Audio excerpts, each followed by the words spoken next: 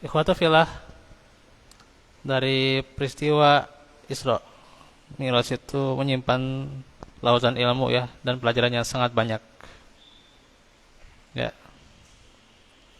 bagi orang yang merenungi dan melitinya ya, bukan bagi orang yang sekedar menjadikannya sebagai rutinitas ya, yang datang atau cuman sekedar perayaan saja, peringatan saja, tapi ya tidak membekas tuh ya gitu, tidak membekas. Sayang sekali ya. Tentunya bagaimana, apa yang bisa kita ambil? Di antaranya juga hadis tentang Isra Mi'raj, nah itu tentunya sahih ya. Dan antaranya juga mengajarkan kepada kita untuk bagaimana melakukan pendekatan iman ya, daripada hanya sekedar mengandalkan akal ya. Akal itu kan terbatas ya gitu. Ya,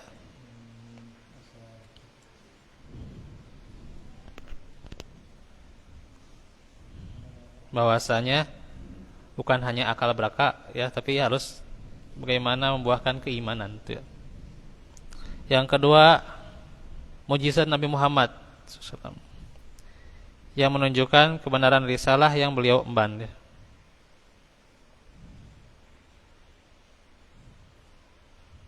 Dan juga peristiwa Isra Mi'raj merupakan hiburan bagi Nabi ya. Kalau kita mempelajari sirah perjalanan Nabi, niscaya akan mendapati bahwa sebelum peristiwa agung itu ada beberapa kejadian yang menyedihkan ya, beliau itu ya, yang beliau alami, bagaimana Khadijah itu ya meninggal ya. Terus juga Abu Thalib juga meninggal tuh ya. Ya, Khadijah, Abu Thalib, bahkan dikenal tuh ya dalam peristiwa yang disebut Amul Hazan tuh ya, tahun kesedihan tuh ya gitu. Ya,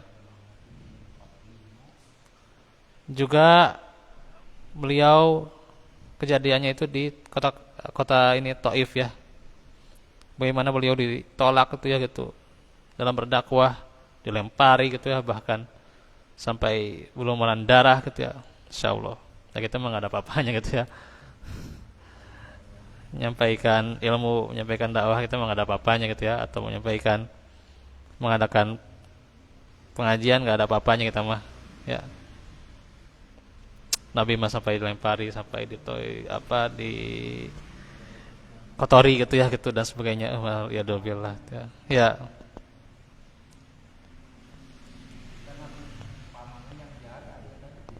Hah?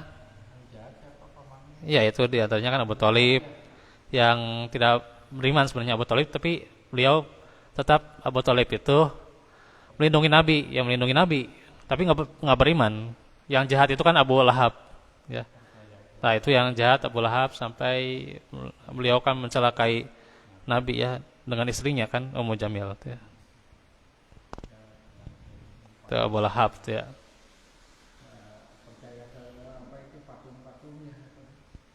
Ya.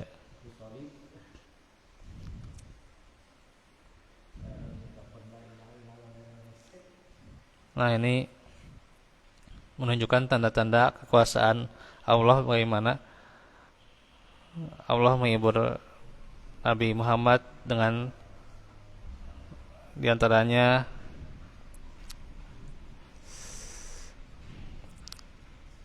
peristiwa Isra dan Mi'raj ya gitu.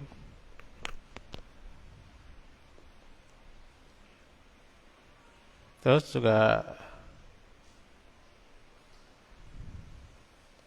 agar bagaimana Nabi Muhammad tidak sedih ya terhadap ocehan penduduk bumi ya.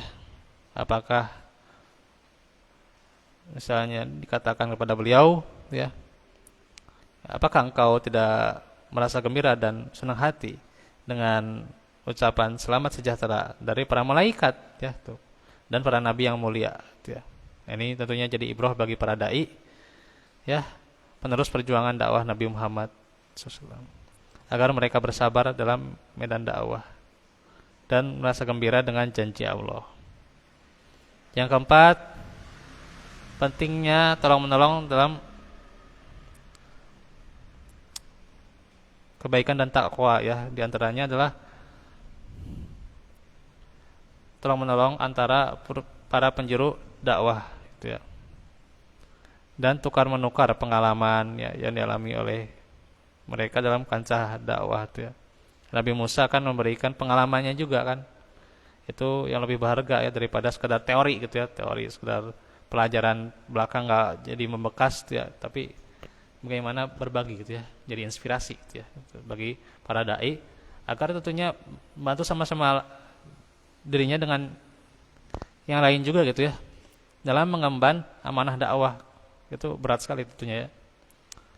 Dakwah yang mulia ini gitu ya, gitu. Bukan kita itu saling mencela atau saling memfitnah atau provokasi ya, tidak boleh itu. Harus senantiasa dukung gitu ya, bahu membahu ya. Yang kelima, hubungan erat antara Masjidil Haram dan juga Masjidil Aqsa ya.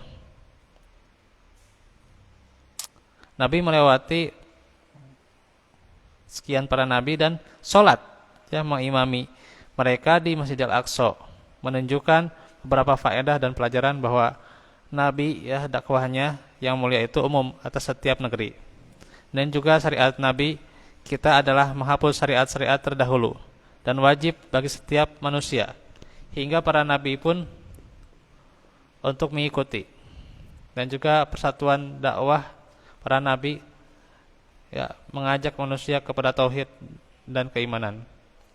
Ya. Ya, itulah hubungan erat antara Masjidil Haram dan juga Masjidil Aqsa, di mana juga anjuran kepada kaum muslimin untuk menziarahi ya Masjidil Aqsa ya. Nah, gitu.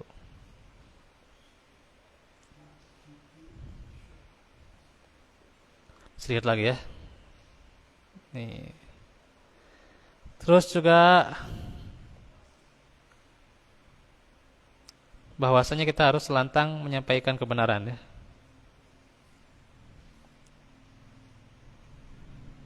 Beliau menyampaikan tentang kisah Isra Mi'rajnya gitu ya. Walaupun orang itu kan banyak yang mendustakan ya gitu. Tapi beliau tetap ya menyampaikan risalah gitu ya. Menyampaikan pelajaran gitu ya. Menyampaikan cerita, bukan hanya sekedar dongeng-dongeng belaka, tapi memang beliau mengalaminya gitu ya. Tentang Isra Mi'raj ini ya, beliau mengalaminya gitu. Bahwa ini kisah kebenarannya, cerita yang benar dia gitu. Maka buat para dai gitu ya, nih kita harus benar-benar menyampaikan al-haq ya, tanpa rasa takut sedikit pun ya, gitu. Sampaikan al-haq itu. Dan juga antara Nabi dan Buraq gitu ya. Nah, Allah telah menambah penghormatan kepada Rasulullah sebagai tamu yang agung dengan sebuah kendaraan yang unik yaitu Buraq, dan pendamping yang menghiburnya yaitu Jibril. Nah, gitu. Sebagaimana penduduk surga pergi ke surga dengan menaiki kendaraan dan penuh penghormatan. Firman Allah, yaumana syurul muttaqina ila rahmani wafda ya gitu. Ingatlah hari ketika kami mengumpulkan orang-orang takwa kepada Rabb yang Maha Pemurah sebagai pengutusan yang terhormat.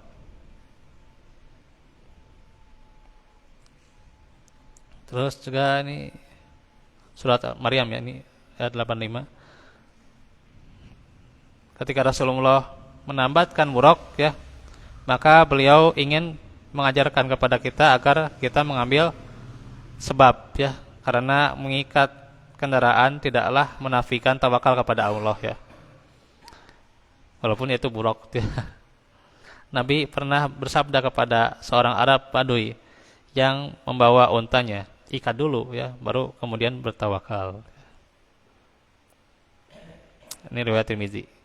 Terus kewajiban sholat ya. Setiap ibadah diwajibkan kepada Rasulullah saat beliau di muka bumi, kecuali ibadah sholat. Allah sampai-sampai ya memanggil Nabi gitu ya ke langit ya gitu. Ini kan berarti pentingnya masalah sholat ya, urgensinya, istimewanya gitu ya. Nah, adakah hal ini diperhatikan oleh kita ya, hingga sebagian kalangan dan tentunya bukan hanya merayakannya gitu ya, tapi bagaimana kita untuk menjadikan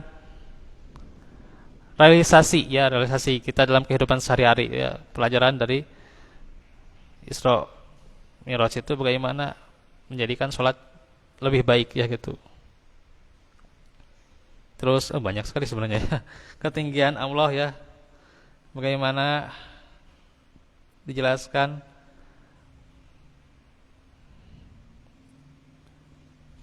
bagaimana Allah di atas langit ya, beristiwa di atas arsy-Nya gitu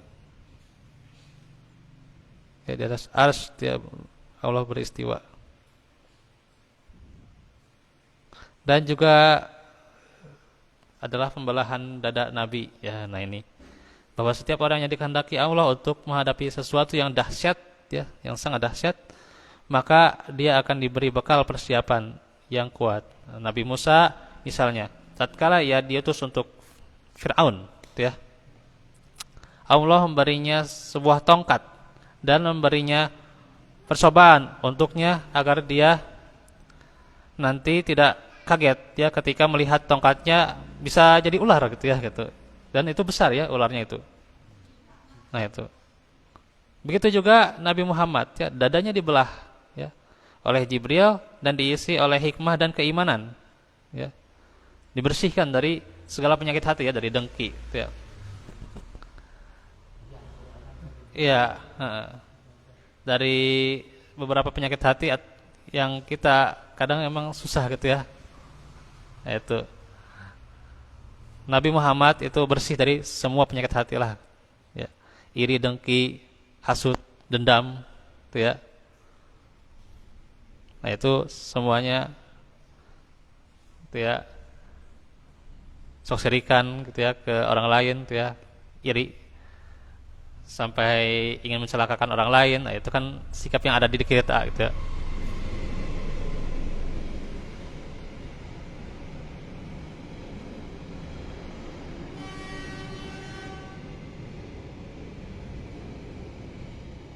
Sikap iri itu ada pada diri kita ya, tapi Nabi Muhammad SAW itu bersih daripada semua sikap ya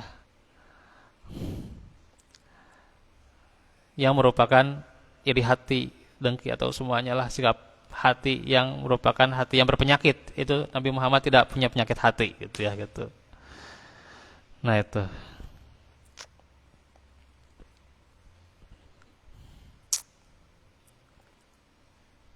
Ya itu kan karena Nabi akan melihat keajaiban-keajaiban Isra Mi'raj, termasuk juga ya ditampakkan bagaimana buat dia permisalan ya penduduk neraka dan juga penduduk surga ya. Ada yang sampai dia menggunting, tadi tersampaikannya dalam khutbah Jumat ya di Separwat ya. Menggunting lidahnya sendiri gitu ya. Ada yang gitu ya. Ada yang dia menyiksa dirinya sendiri itu waliyadzubillah ya. Sampai berapa ya disebutkan, di antaranya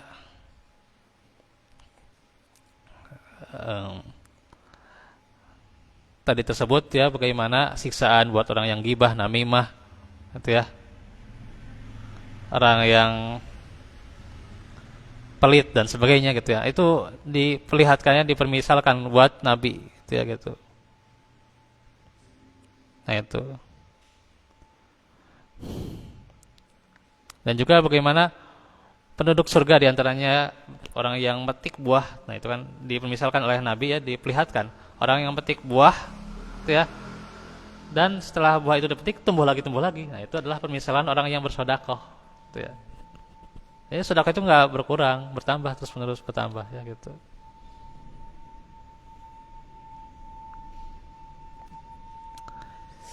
Nah sebab apabila hati manusia sudah baik, maka akan baik pula seluruh anggota tubuh ya.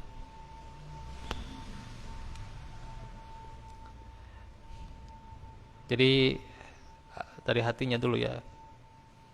Ala wa inna fil jasadi mudghah idza salahat salahal jasadu kulluh wa idza fasadat fasadal jasadu kulluh ala wahyal qalb. Ketahuilah bahwa dalam jasad manusia ada sekerat daging. Apabila itu baik, maka seluruh anggota tubuh lainnya akan baik juga, dan apabila jelek, maka akan jelek pula seluruhnya itu ya. Ketahuilah bahwa sekerat daging itu adalah hati ya. Muttafaqun alaih. Dan banyak lagi sebenarnya yang bisa kita ambil ya dari mutiara ilmu dalam peristiwa Isra Mi'raj ya. Sungguh tentunya yang terpenting bagaimana kita mempelajari dan mengambil ibrah darinya ya. Tentunya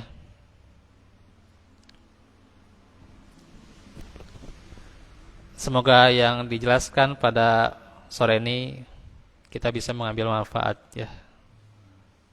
Demikian untuk majelis kita hari ini ya, penjelasan Isra dan Mi'raj. Insyaallah nanti kita lanjutkan pula persoalan atau pelajaran yang lain ya di kesempatan yang berikutnya ya. Semoga manfaat dan juga semoga Allah senantiasa menjadikan langkah-langkah kita ya, langkah yang tentunya senantiasa meninggalkan setiap perkara kesibukan kita tuh ya, hingga kita senantiasa ya memprioritaskan